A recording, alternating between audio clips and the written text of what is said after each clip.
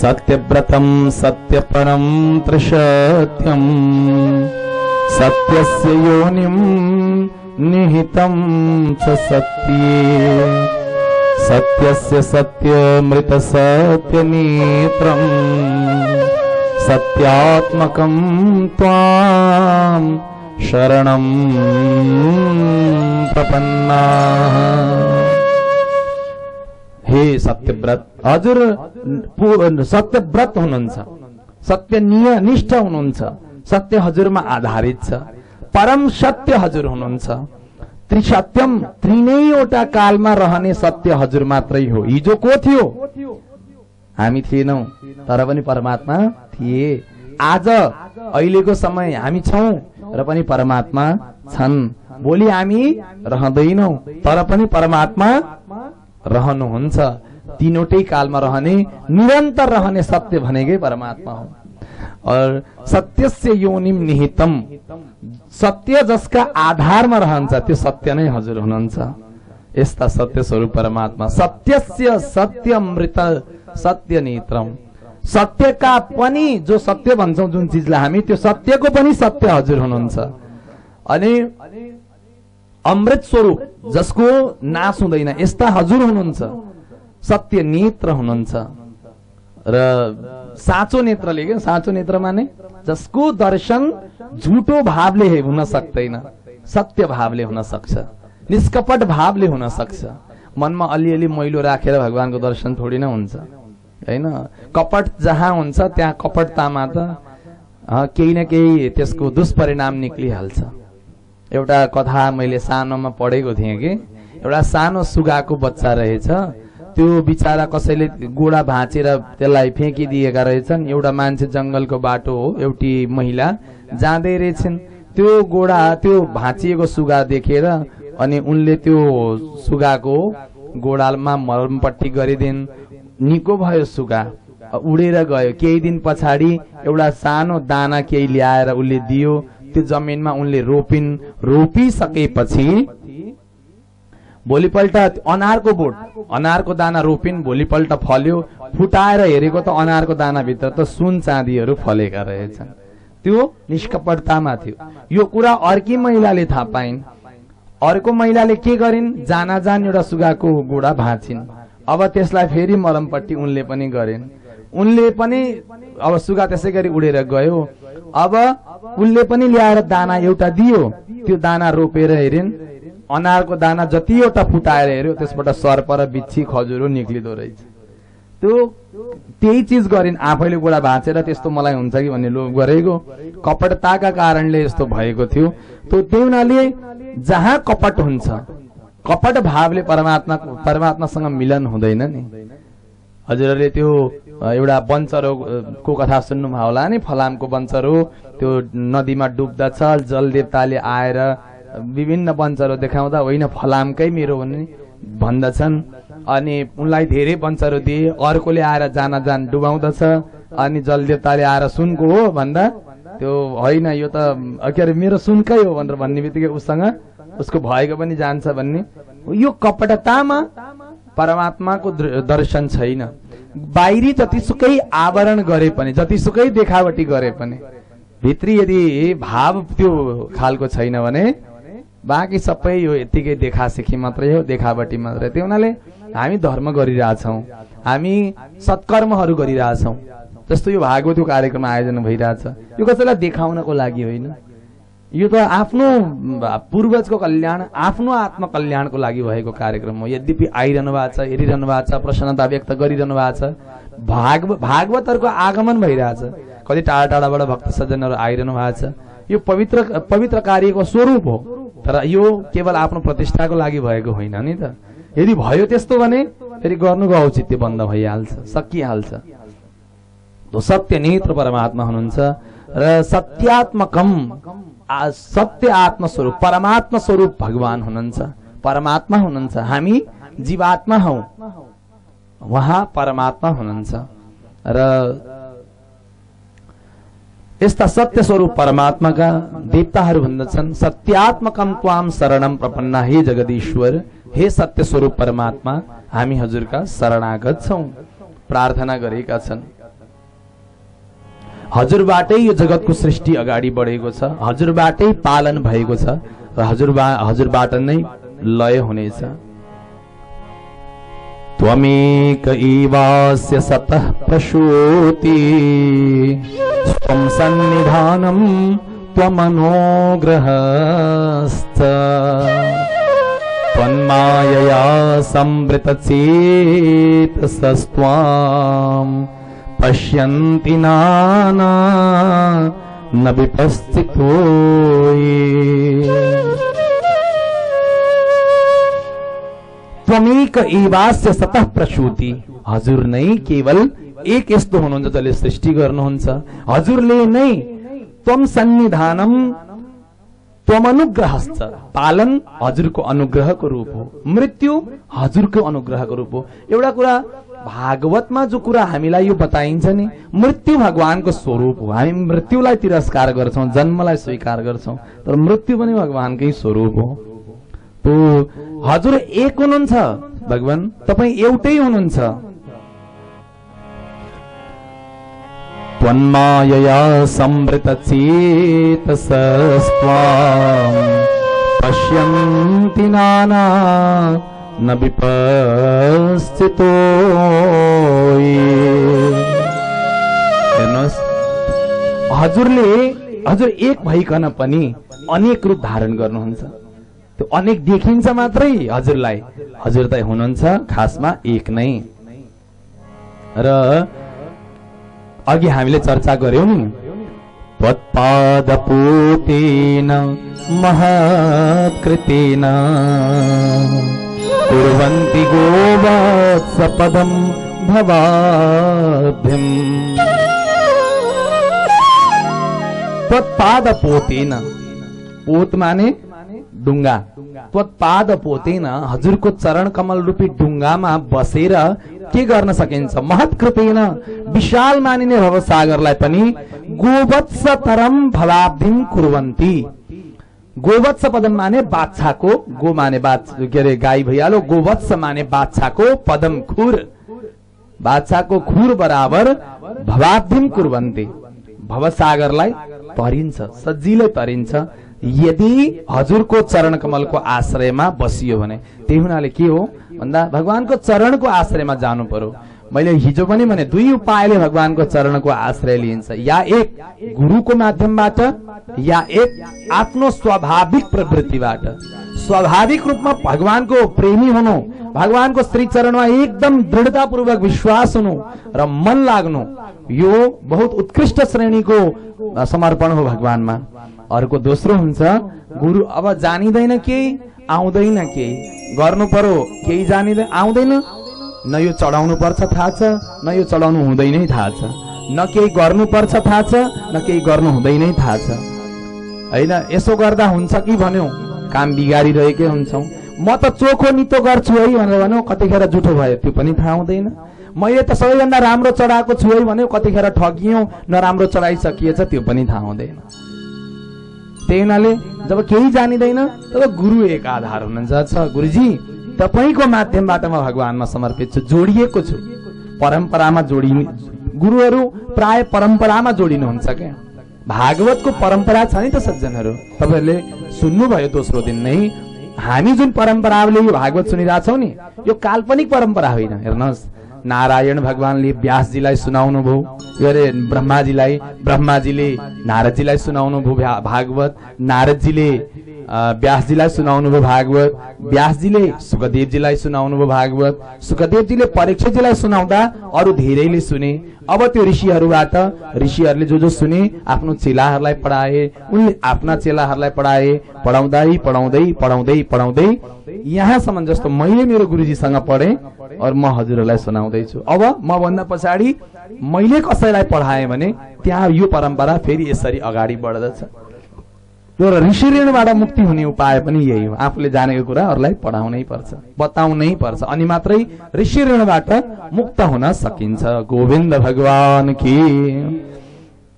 त्यही हुनाले यो जुन शरणागतिको कुरा छ, आपसे आप भएको भगवानमा समर्पण, त्यो पनि दृढतापूर्वकको समर्पण।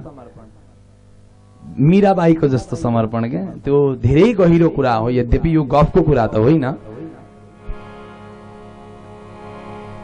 मीराबाईले जान्नुहुन्न त्यो कृष्णलाई। एक दिन घर छेउमा एउटा जन्ती आएछ क्या बिहे हुनको लागि।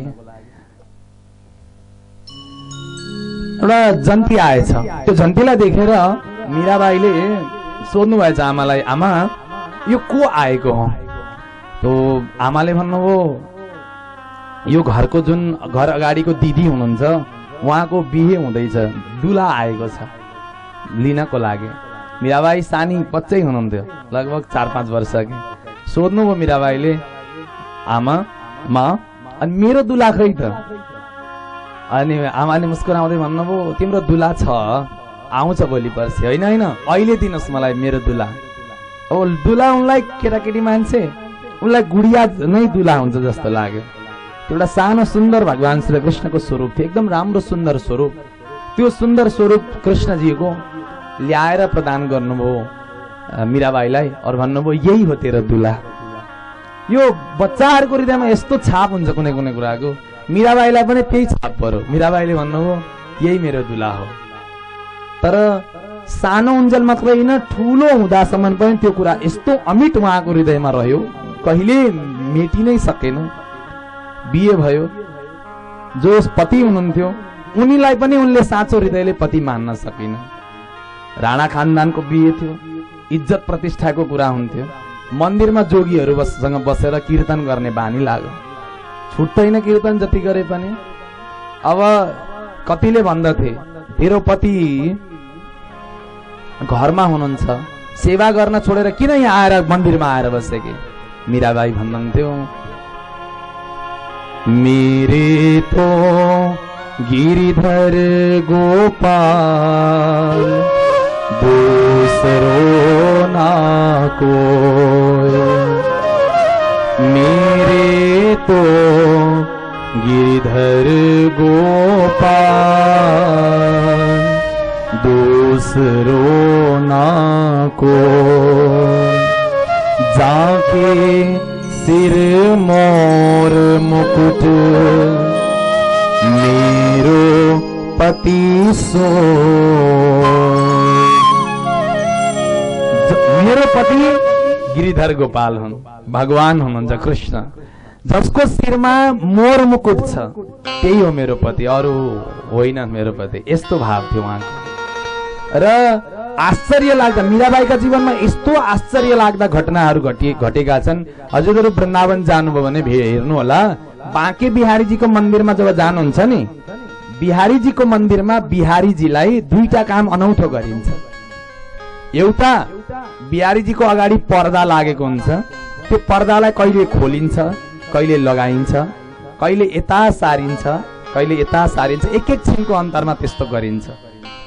अर्को, बिहारीजीलाई सिक्रीले बाँधेर राखिएको छ गोडामा। किन यस्तो गरिन्छ भने मीराबाई जब भगवानका जानुभयो बिहारीजीका, मीराबाई असाध्यै प्रेमी हुनुहुन्थ्यो। मीराबाईले जब भगवान कृष्णलाई हेर्नुभयो नि विग्रहमा, त्यो अर्चा विग्रहमा, मूर्ति भन्छौँ नि, जो भगवान प्रत्यक्ष हुनुहुन्थेन, त्यहाँ विग्रह रूपले नै हुनुहुन्थ्यो, चलायमान हुनुहुन्थेन। तर जब भगवानले अर्चा रूपमा हेर्नुभयो, जब भगवानले देख्नुभयो, मीराबाईले हेरिरहेकी छिन्, त्यो प्रेमले हेरेको कारण, एकपक हेरेको कारण मीराबाईले आँखा भरि आँसु बनाएर यस्तो गहिरो रूपमा हेर्नुभयो। यसरी हेर्नुभयो कि त्यो भगवान, मीराबाई फर्केर जब जानुभयो, भगवान पछि पछि हिँड्नुभयो। भोलिपल्ट बिहान पुजारीले आएर मन्दिर खोलेर हेरे, फाटक खोलेर हेर्दा त भगवान त हुनुहुन्न। अब हाकार भइगयो, कहाँ जानुभयो त भगवान? खोज्न हिँडे सबै। हिँड्दा हिँड्दै यमुनाजीको किनारमा जहाँ मीराबाई बेहोस भएर भगवानको यादमा लडेकी थिइन्, भगवान यमुनाजीकै किनारमा लड्नु भएको रहेछ, त्यही बसिरहनु भएको रहेछ। बिहारीजीको विग्रह यति हल्का पनि छैन कि कसैले बोकेर काँधमा बोकेर हिँडिहालोस्। अब त्यस पछाडि त्यो दिनदेखि आजसम्म भगवानलाई एक त कसैलाई पनि हेर्न दिइँदैन। विश्वास के गरिन्छ भने भगवान त्यसरी प्रेमले हेरियो भने भगवान आज पनि हिँड्नुहुन्छ अरे के बिहारीजी। त्यो हुनाले पर्दा घरि लगाइन्छ, घरि खोलिन्छ, घरि यता सारिन्छ, यता सारिन्छ, एकटक भगवानलाई हेर्न दिइँदैन। अनि अर्को कुरा, कसैले हेरेर भगवान जान खोज्नु भने पनि भगवानको घोडामा सिक्रीले बाँधिएको छ, भगवान नभाग्नुहोस् भनेर, यस्तो भाव छ त्यहाँ। त्यही हुनाले यहाँ देवताहरू भगवानलाई भन्दै हुनुहुन्छ, भगवान हजुरको आश्रयमा जो अत्यन्तै भगवानमा समर्पित छ, हो मीराबाई खास गुरुको माध्यमले समर्पित हुनुहुन्न थियो तर पनि भगवानको हुनुहुन्थ्यो उहाँ। र कोही यस्ता भक्तहरू पनि हुन्छन् जो गुरुको आश्रयमा गएर पनि शरणागत भएर अनि भगवानको हुन सक्छन्। अब मीराबाईको कोटी त तपाईँ हाम्रो छैन, किनभने त्यस्तो प्रेम तपाईँ हामीलाई भगवानसँग हुनु यो एकदम दुर्लभ कुरा हो, बहुतै दुर्लभ। अनि के हुन्छ त भन्दा अब जान्नु केही होइन, गुरुले बाबु त भगवानको भइस यो नाम जप गरेस् भन्नुभयो, त्यही नाम जपकै प्रभावले पनि कल्याण हुन्छ। अरे एउटा अर्को कुरा पनि तपाईँहरूलाई भनिहालौँ, नाम जपमा यदि मन लाग्दैन भने नाम लेखनको अभ्यास पनि बहुत राम्रो अभ्यास हो, लेख्ने बानी पनि बहुत राम्रो हो। एकजना महात्माको मुखबाट मैले एउटा कथा सुनेको थिएँ कि लेख्ने बानी कति राम्रो हो रे भने, एकपटक एकजना कोही, यो सत्य घटनामा तपाईँहरूलाई भन्दैछु, अर्को एकजना कोही व्यापारी थिए, मन्त्र जप नगर्ने, साथीहरू सबै भगवानका भक्त भएका, भक्त माने तिलक गर्ने, नाम जप गर्ने गुरु हुनुहुन्थ्यो उहाँहरूको। एउटा व्यापारी यस्तो थियो जो जप कहिले पनि गर्दैनथ्यो। तिनलाई के गराएछन् भने साथीहरूले झुक्याएर एक दिन अयोध्याजी लिएर गए। अयोध्याजीमा एकजना सिद्ध महात्मा हुनुहुन्थ्यो, महात्माबाट वैष्णव दीक्षा दिलाइदिए, मन्त्र दीक्षा पाए उनले।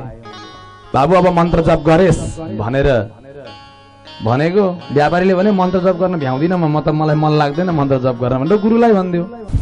गोविन्द भगवान की, सच्चिदानन्द भगवान की।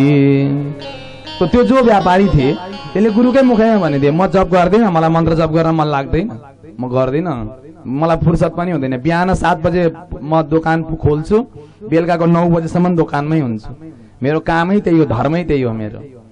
गुरुजीलाई रिस उठ्यो। गुरुजीले भन्नु हो यस्तो मूर्खलाई मेरो चेलो किन बनाएको, यसले मन्त्र जप नगर्दा मलाई भार लाग्छ। अनि अब जप गर्छ कि भनेर लिएर आएको, गुरुजी केही उपाय गरिदिनुहोस्। गुरुजी अलिक शान्त हुनुभयो अनि भन्नुभयो, ल ठिकै छ, जप गर्न भ्याउँदैनस् भने एउटा काम गरिदिनु त मेरो लागि। ठिक छ भन्नुहोस्, सक्छु भने गर्छु, सकेँ भने म गरौँला। त्यसो भएदेखि यसो गर, पसल जब त खोल्छस्, दोकान जब तब खोल्छस्, बिहान एक पन्ना केवल रामजीको नाम लेख्ने बानी गर, सीताराम सीताराम अथवा राम राम राम राम जे लेखे पनि लेख्ने बानी गर। व्यापारीले भने हुन्छ, लेख्छु, म त्यसो चाहिँ गर्न सक्छु, 1 पन्ना लेख्नु न छ, लेख्छु।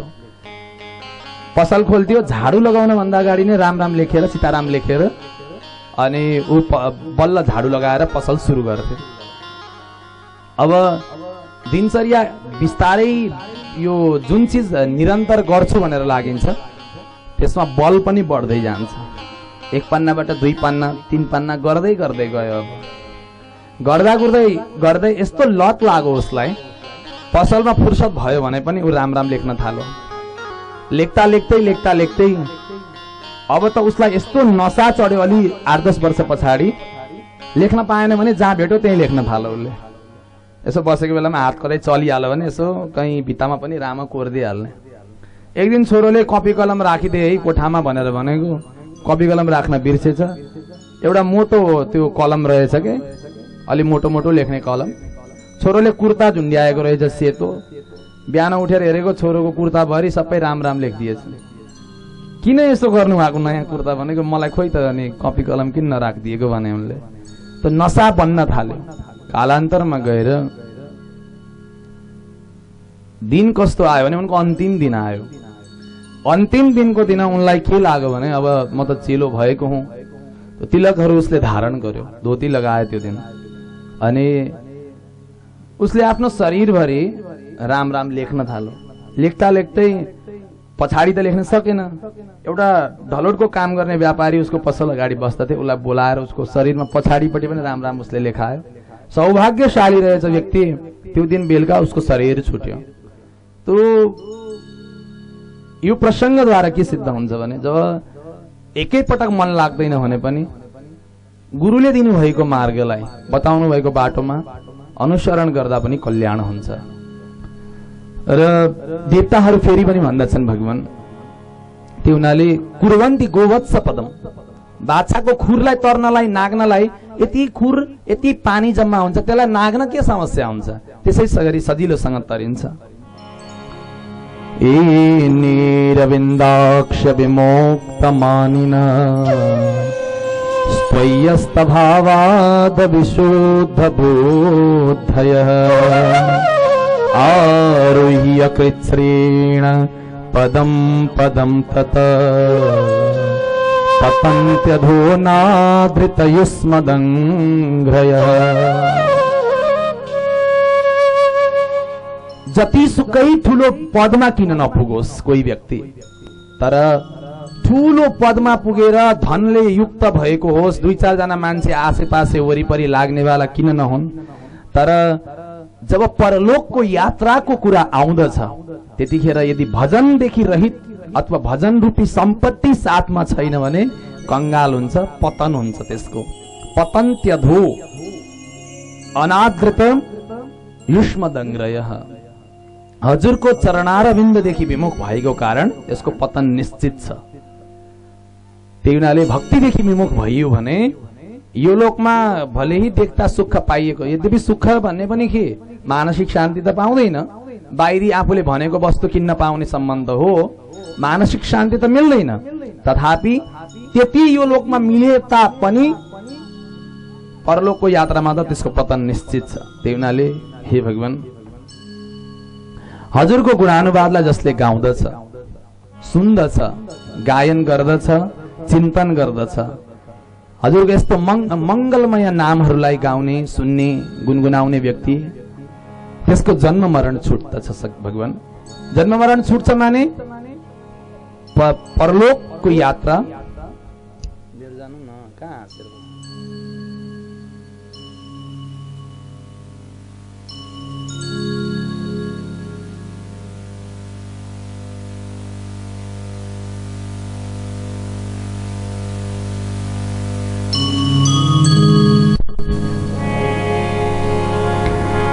शृण्वन् गृह्णन् संस्मरयश्च चिन्तयन् नामानि रूपाणि च मङ्गलानि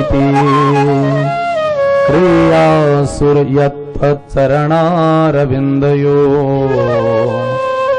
राविष्टचेता न भवाय कल्पते।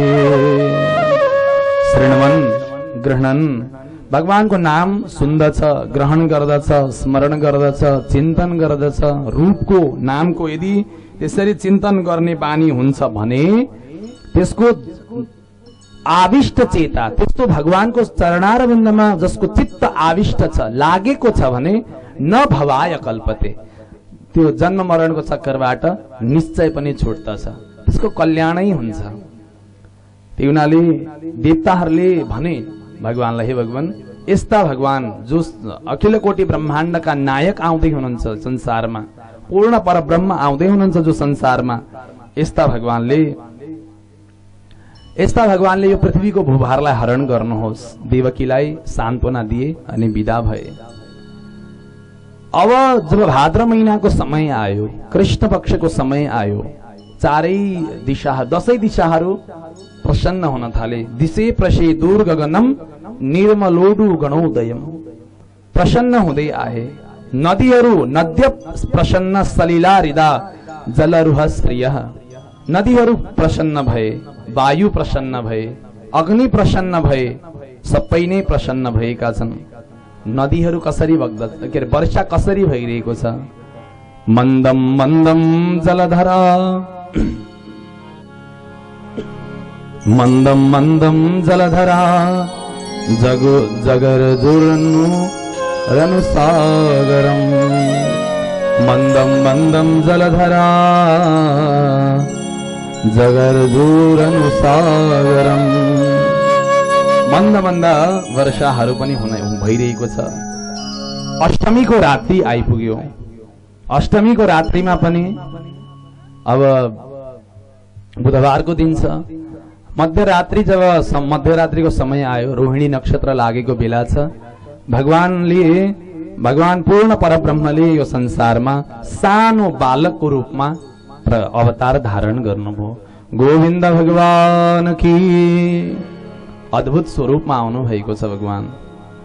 निशीथे तम उद्भूते जायमाने जनार्दने देवक्यां देवरूपिण्यां विष्णु सर्वगुहाशयः। सौनकादि ऋषिहरुलाई सुतजी भन्नुहुन्छ, तपाईहरुले सोध्नु भएको थियो नि, परमात्मा त सर्वान्तर्यामी जगन्नियन्ता हो, जसको जन्म हुँदैन मृत्यु हुँदैन भनेर भन्नुभएको थियो। आज त्यो भगवान जन्मियो कसरी भन्नुभएको थियो नि। भगवानले गर्भको कष्टलाई सहेर भगवान जन्मनु भएन, अपितु गर्नुभयो के भगवान प्रकट हुनु भएको हो। निशीथे तम उद्भूते, रात्रिको समयमा जायमाने जनार्दने देवक्याम देवरूपिण्याम, देवकीको पुत्रको रूपमा भगवान प्रकट हुनुभयो। अब सुखदेवजी भन्नुहुन्छ भगवानको स्वरूप बडो दिव्य छ। तमद्भुतं बालकमम्बुजीक्षणं चतुर्भुजं शङ्खगदायुधायुधं श्रीवत्सलक्ष्मं गलशोभिकौस्तुभं पीताम्बरं सान्द्र पयोदसौभगम्।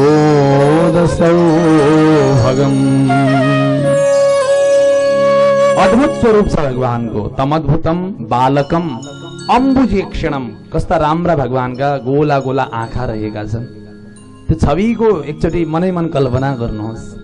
सुन्दर भगवानका दुईटा आँखा छन्। अनि चतुर्भुजम, सानो बालकमा पनि भगवानको हात चाहिँ चारवटै रहेका छन्।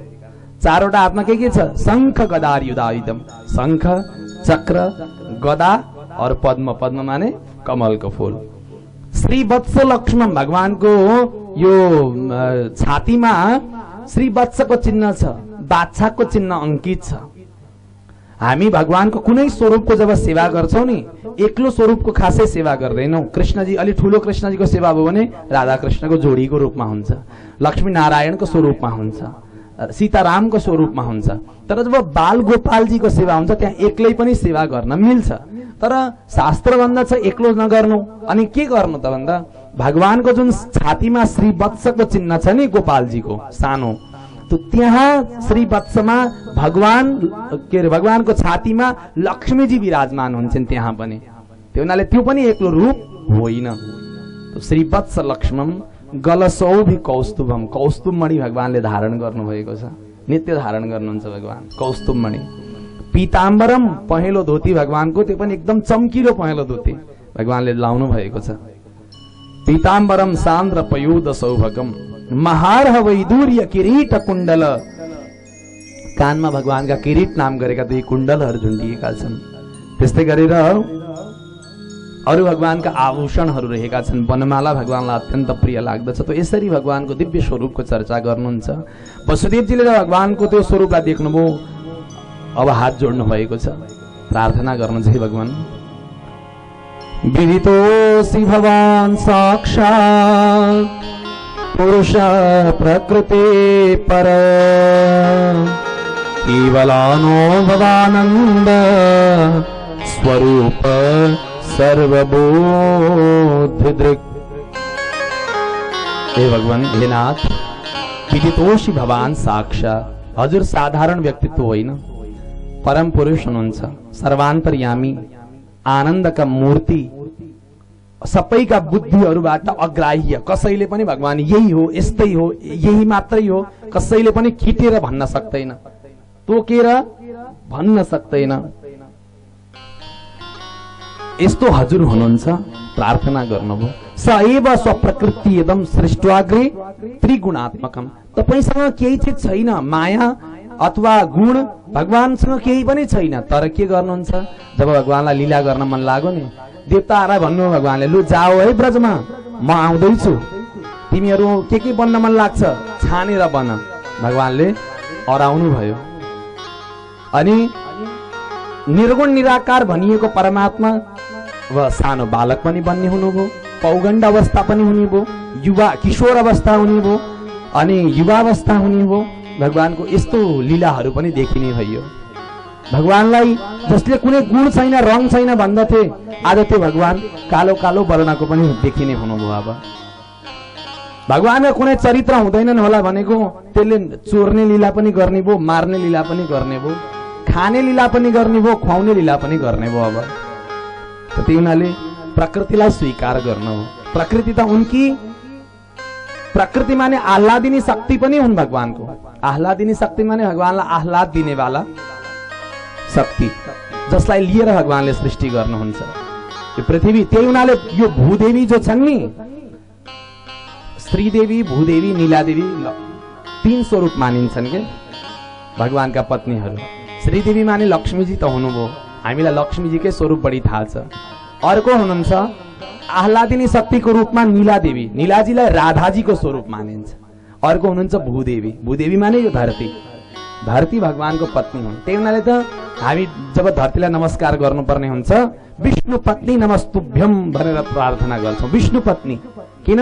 भगवान नारायण की यी पत्नी हुन्। त्यही हुनाले प्रकृतिलाई स्वीकार्नुहुन्छ हे भगवान हजुर, यसमा प्रवेश गर्नुहुन्छ, यसलाई चलायमान गर्नुहुन्छ। नभएदेखि त यो त जड त थियो, यसमा के थियो र? केही पनि थिएन। हजुर यसमा प्रविष्ट भएर हजुरले नै यसको महत्त्वलाई बढाउनु भएको हो। यसरी दिव्य स्तुति गर्नुभयो। अरु निकै कुराहरू भन्नुभएको छ। सत्वं त्रिलोक स्थितये स्वमायया विभर्षि शुक्लम खलु वर्णमात्मनः सर्गाय रक्तम रजसोपबृंहितम कृष्णम च वर्णम तमसा जनात्यये। हजुर कहिले श्वेत वर्णको हुनुहुन्छ, किनकि भगवान सत्ययुगमा भगवानको सेतो वर्णको पूजा हुन्थ्यो।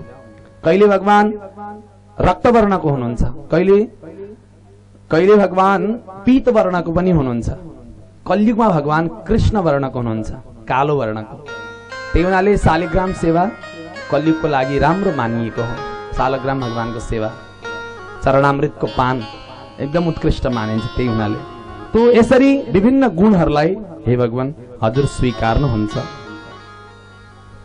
देवकीले पनि भगवानलाई काखमै लिएर स्तुति गर्नु भएको छ। हे भगवान रूपम यत्तत् प्राहुरव्यक्तमाद्यं ब्रह्म ज्योतिर्निर्गुणं निर्विकारं सत्ता मात्रं निर्विशेषं निरीहं सत्वं साक्षात् विष्णुरध्यात्मदीपः।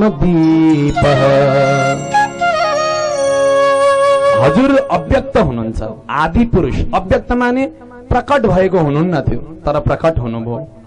आदि पुरुष हुनुहुन्छ, कहिले जन्म भयो कहिले मृत्यु भयो थाहा हुँदैन थियो जसको, त्यो परमात्मा प्रकट हुनुभयो, जन्मनुभयो। ब्रह्म हुनुहुन्छ, निर्गुण निराकार हुनुहुन्छ, तर गुणलाई पनि लिनुभयो अनि आकारलाई पनि लिनुभयो। निर्विकार हुनुहुन्छ हजुर, विकार हजुरमा छैन अलिकति पनि। त्यस्तै गरेर इच्छा मात्रले सारा संसारलाई जो चलाउनुहुन्छ यस्ता अध्यात्मका ज्योति भगवान जो हुनुहुन्छ, यस्तो भगवानलाई म बारम्बार नमस्कार गर्दछु। गोविन्द भगवान की, बाल मुकुन्द लाल की, सत्य सनातन धर्म की।